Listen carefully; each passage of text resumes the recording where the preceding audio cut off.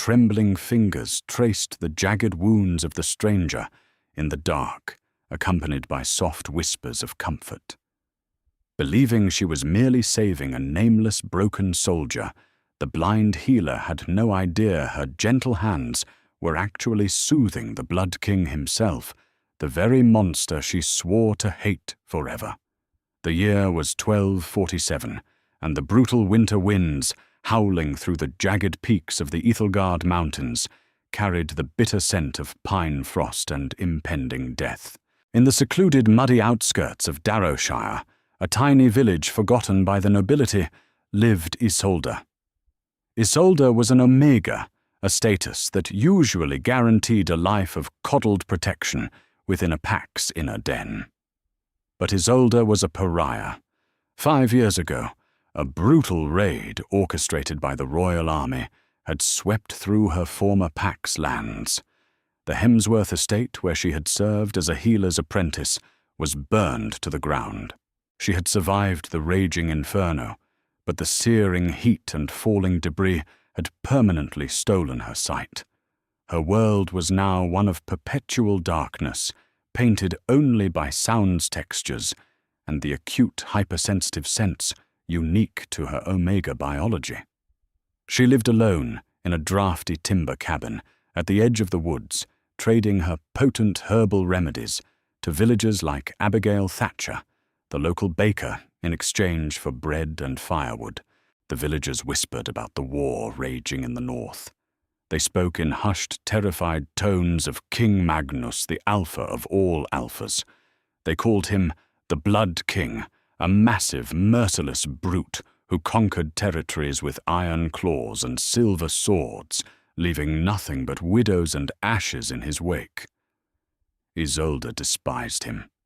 In her mind, King Magnus was the architect of her darkness, the tyrant who had ordered the burning of her home. On the night of the winter solstice, a tempest of unprecedented fury battered Darrowshire. The wind screamed through the cracks of Isolde's cabin, threatening to tear the thatch from her roof. She was kneeling by the hearth, feeding the dying embers, when a deafening crash splintered the heavy oak of her front door. Isolde gasped, scrambling backward, as the biting cold rushed into the room, bringing with it the overpowering, coppery stench of fresh blood and wet earth. "Who is there?" she called out, her voice trembling but surprisingly steady. There was no answer, only the heavy, labored sound of ragged breathing, followed by a monumental thud as a massive weight collapsed onto her floorboards. Guided by her heightened senses, Isolde crept forward. Her hands met wet, heavy wool, and beneath it, a chest so broad it felt like a fallen oak tree. The heat radiating from the stranger was unnatural, a roaring furnace indicative of a severe werewolf fever. As she leaned closer, the scent of wolfsbane, a lethal poison to their kind, burned her nostrils. "Help!" a voice rumbled. It was a sound dragged over gravel and crushed glass, barely a whisper. Yet it vibrated in Isolde's very bones. Instinct overrode her fear. He was an alpha. She could feel the heavy, oppressive density of his aura, even though he was inches from death, but he was also a patient. Straining with all her might, Isolde managed to drag the colossal man across the floor and heave him onto her low straw mattress. She quickly set to work fetching basins of hot water, clean linens, and her strongest poultices. When she cut away his ruined tunic, her breath hitched. Her delicate fingers brushed against his skin, and she began to map the landscape of his torso. It was a battlefield of flesh. Thick, ropey scars crisscrossed over his heavily muscled chest and abdomen. Some were old, raised, and smooth, while others were jagged and violent. But the freshest wounds were horrifying, deep, ragged lacerations along his ribs that reeked of silver and poison. "Shh, you are safe now," Isolde whispered instinctively, letting her Omega scent, a soothing blend of lavender-sweet rain and crushed chamomile, fill the small cabin. She soaked her cloths in the hot water, and began to clean the festering wounds. As she traced a particularly brutal, star-shaped scar over his heart, the man flinched, a low growl erupting from deep within his chest. "I know it hurts," she murmured, keeping her hand flat against his feverish skin to ground him. "But the silver must be drawn out, or the wolfsbane will stop your heart. You fought a terrible battle, soldier, but you do not have to fight tonight." For hours the blind Omega worked tirelessly. She applied a thick paste of yarrow and charcoal to draw out the poison, binding his massive chest with tight linen bandages. Throughout the grueling process, her fingers continued to brush against his scars. Each one told a story of survival, of a man who had faced the jaws of death 100 times and refused to yield. She felt a strange, inexplicable pull toward him. Alphas usually viewed Omegas as weak objects to be claimed and guarded. Yet lying broken in her bed, this terrifyingly large stranger felt vulnerable. When his fever spiked in the dead of night, he began to thrash his claws, extending and tearing into the mattress. Isolde didn't run.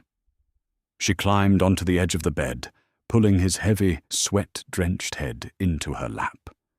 She stroked his thick, tangled hair, humming an old lullaby her mother used to sing. Slowly, miraculously, the feral growls subsided into heavy sighs. The stranger leaned into her touch, his nose burying into the crook of her neck, inhaling her calming lavender scent, like a drowning man grasping for air. She thought she was comforting a rogue warrior. She had no idea she was holding the Blood King of the North, the most feared creature in the realm. It was 2 days before the stranger finally opened his eyes. When Magnus surfaced from the dark, suffocating abyss of wolfsbane, poisoning, his first instinct was to attack. He remembered the ambush in the northern mountain pass. He remembered the glint of silver, the sudden paralyzing agony, and the horrifying realization that the men wearing the crest of his most trusted commander, Lord Harrison Croft, were the ones driving the blades into his sides. Magnus tensed his muscles, expecting the cold stone of a dungeon.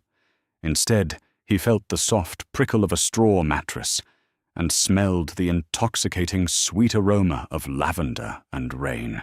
He blinked his golden alpha eyes, adjusting to the dim light of the cabin. Sitting by the hearth, meticulously grinding herbs in a mortar, was a woman. She was ethereal, with long dark hair cascading over her shoulders and pale, delicate features. But it was her eyes that caught his attention. They were a milky, clouded blue, staring blankly toward the fire. She was blind, and she was an Omega. Magnus pushed himself up, an involuntary groan escaping his lips as his bruised ribs protested. Isolde's head snapped toward the bed. "You are awake," she said, her voice soft but cautious. She set the mortar down and picked up a wooden cup of water, navigating the small space with practiced grace. "Do not move too quickly. The wolfsbane is out of your blood, but your wounds are deep." She sat on the edge of the bed and held the cup to his lips. Magnus, a king who had never allowed anyone to feed him, found himself leaning forward and drinking from her hands. "Who are you?" he rasped, his voice still hoarse. "My name is Isolde," she replied gently. "You are in Darrowshire. You fell through my door during the solstice storm." She paused, her clouded eyes seeming to search his face.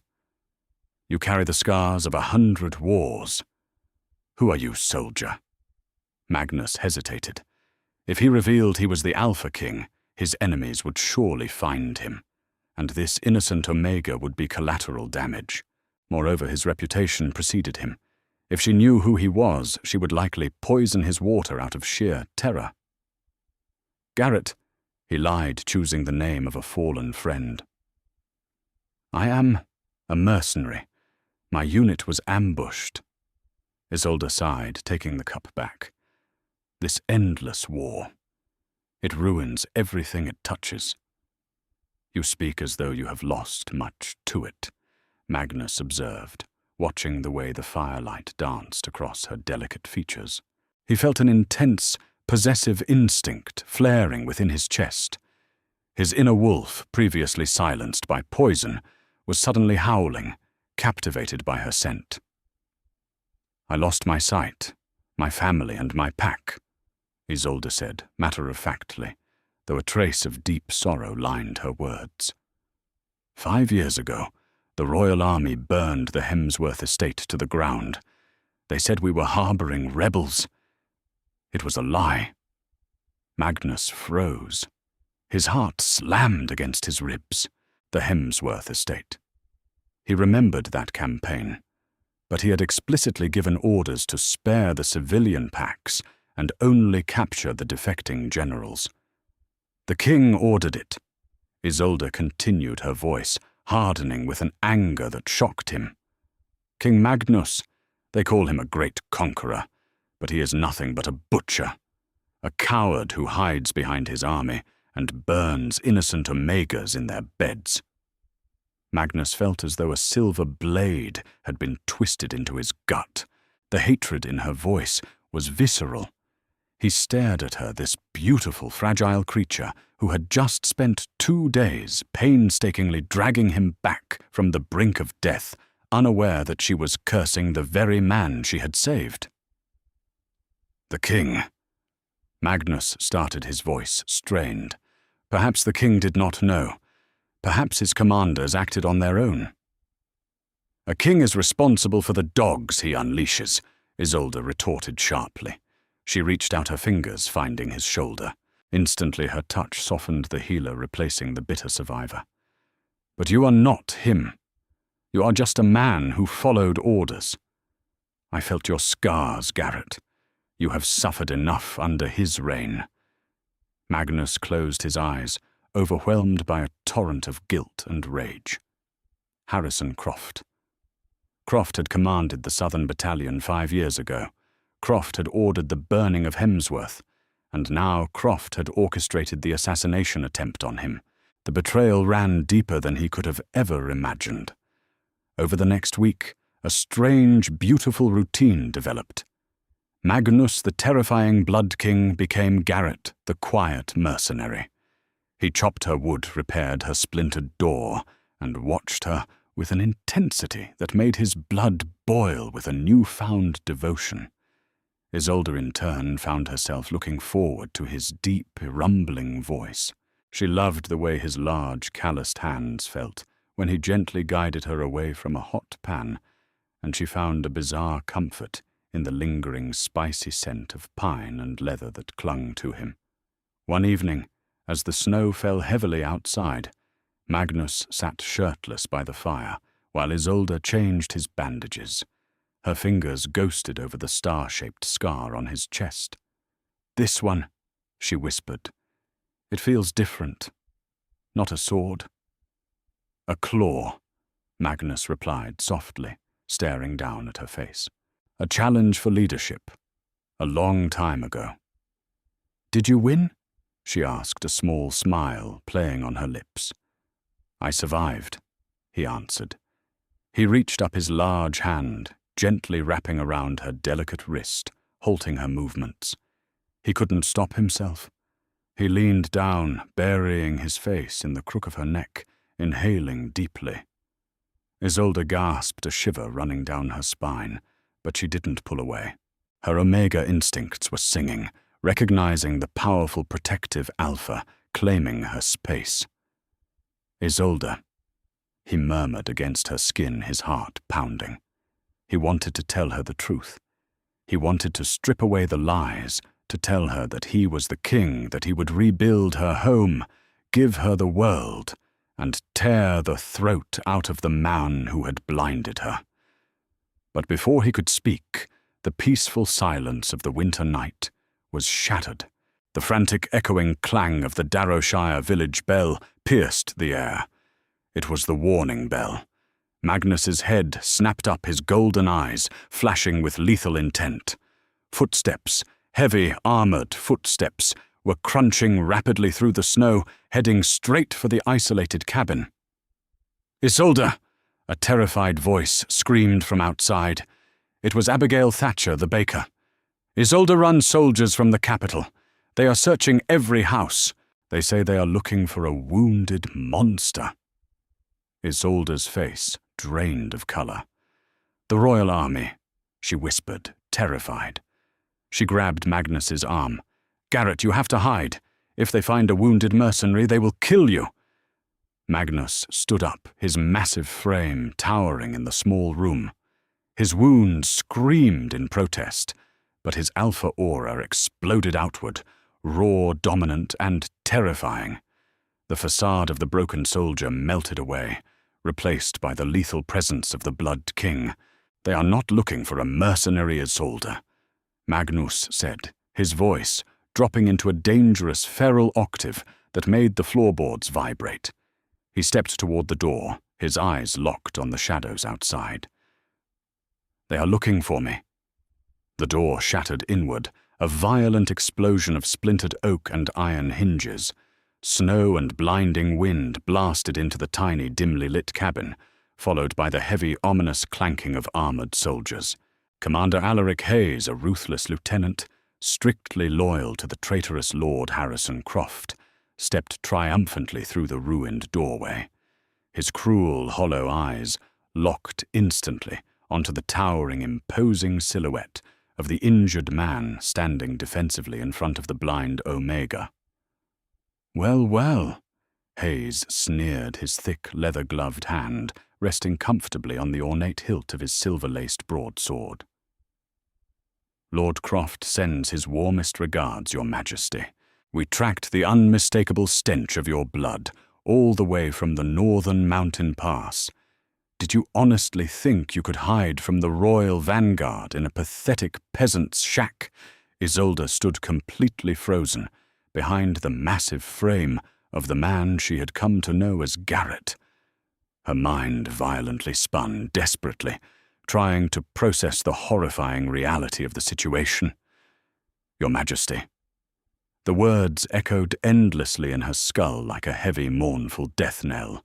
The intense, suffocating alpha aura radiating from him, the raw, oppressive power that made the very air heavy and difficult to breathe, suddenly made perfect, terrifying sense.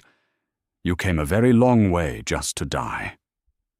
Hayes, Magnus's voice, was no longer the raspy, gentle tone he had carefully used with Isolde. It was a terrifying, guttural roar that violently vibrated the wooden floorboards beneath their feet. The Blood King had fully awakened. Isolde stumbled backward, her shoulder hitting the rough, cold stone of the hearth. "No," she whispered, faintly, frantically shaking her head. "No, you are Garrett. You told me you were a mercenary. You promised me." Magnus simply did not have the luxury of time to comfort her. 3 heavily armed elite soldiers lunged at him simultaneously, their lethal, silver-tipped spears thrusting forward with deadly precision. Despite his raging fever and the deep, agonizing lacerations crisscrossing his torso, the Alpha King moved with lethal, blinding speed that defied human comprehension. He seamlessly sidestepped the first plunging spear, his massive hand shooting out like a striking serpent to grab the polished wooden shaft.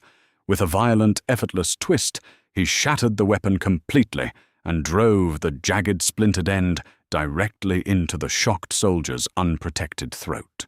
Hot blood sprayed violently across the worn wooden floor. Isolde gasped sharply, instinctively covering her ears, as the sickening, wet sounds of tearing flesh and breaking bone filled her previously peaceful sanctuary. She could vividly smell the sudden sharp spike of terror emanating from the soldiers entirely overpowered by the enraged metallic scent of the Blood King's unyielding fury. Magnus expertly ducked under a wild, desperate sword swing from the second attacker. He did not possess a weapon, but a pure-blood alpha of his ancient lineage certainly did not need forged steel. His natural claws elongated rapidly, sharp and dark as polished obsidian. He slashed viciously across the man's broad chest, effortlessly, tearing through heavy iron chainmail and padded leather, as if they were nothing more than delicate parchment.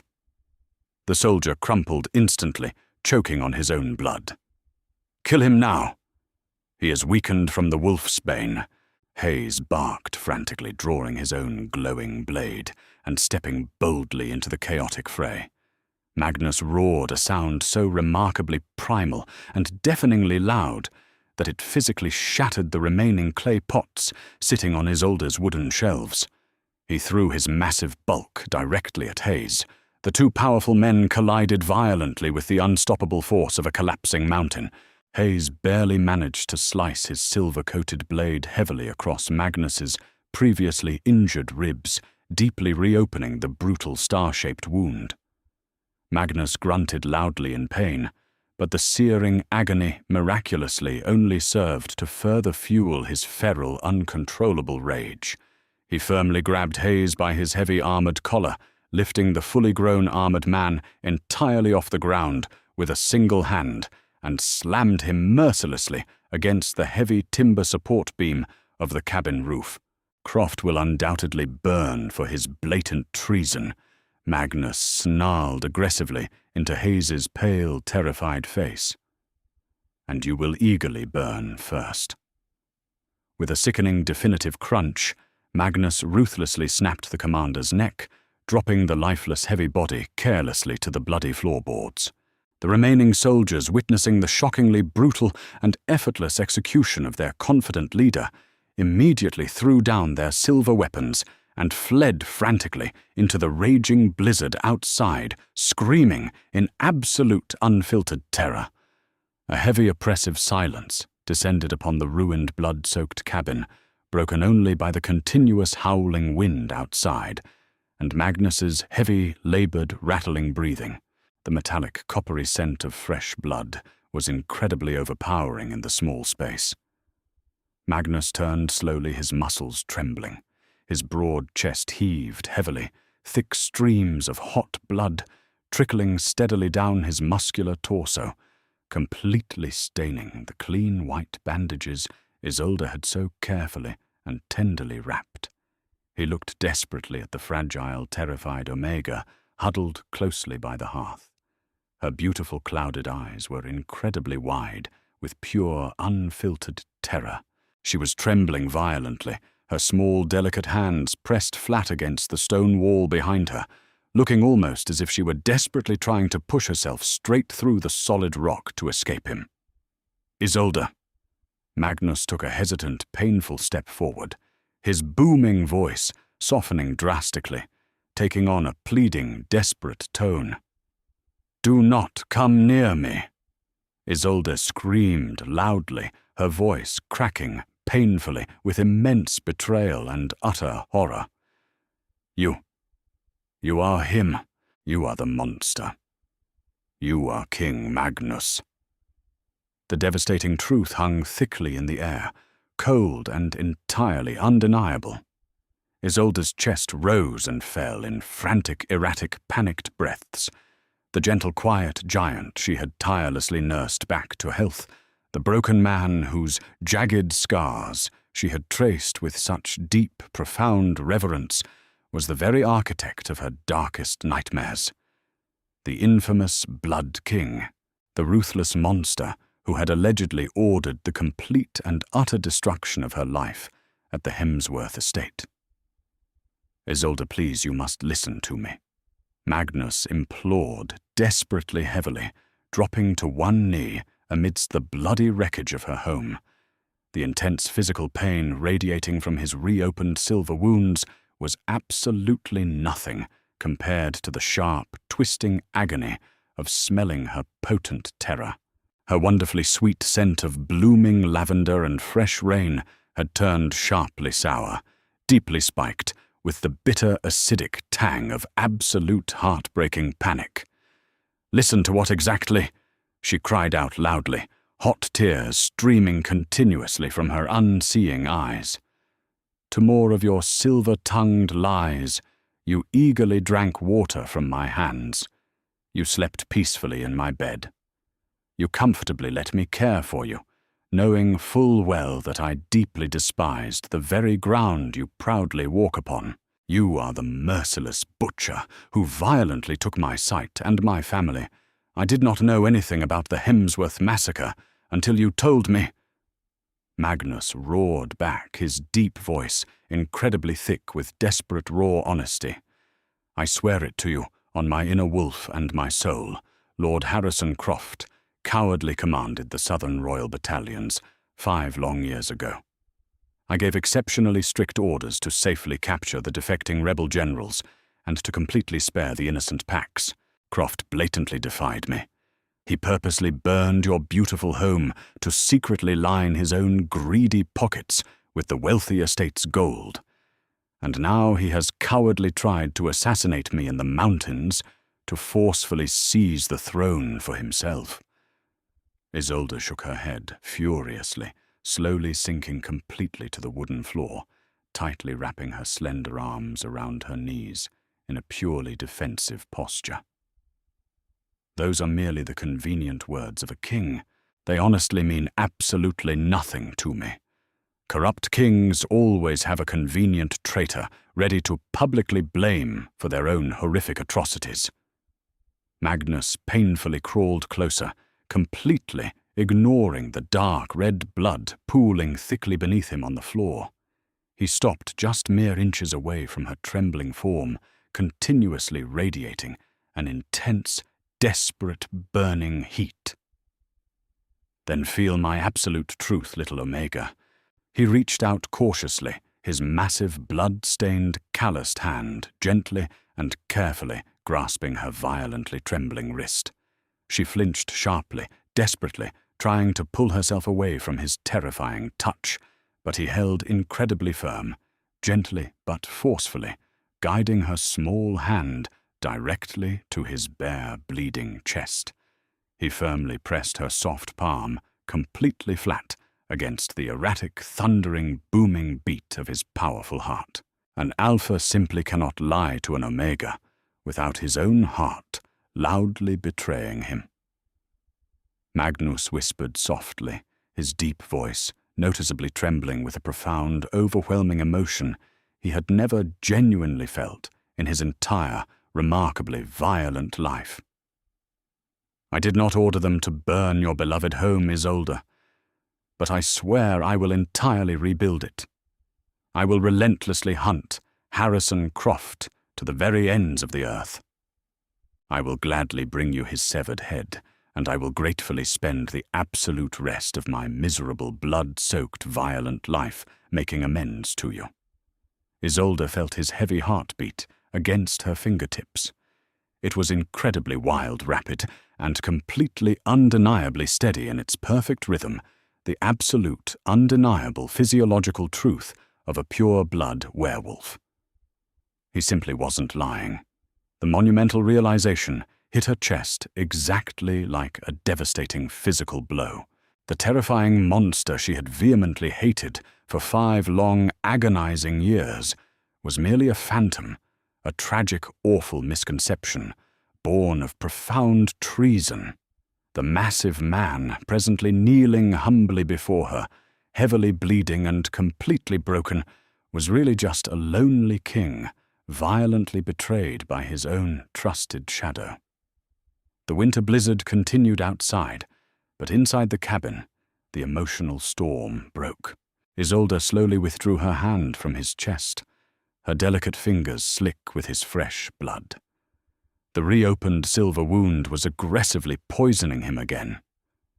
"You are bleeding," she whispered, devoid of anger, replaced by aching sadness. "If you do not allow me to bind that wound, you will die, King Magnus." "My name is strictly Magnus," he corrected gently, leaning against the cold hearth. "To you it will always be Magnus." Her healer instinct won. She navigated the room by memory, finding clean bandages and concentrated yarrow. She wrapped his chest with absolute silence.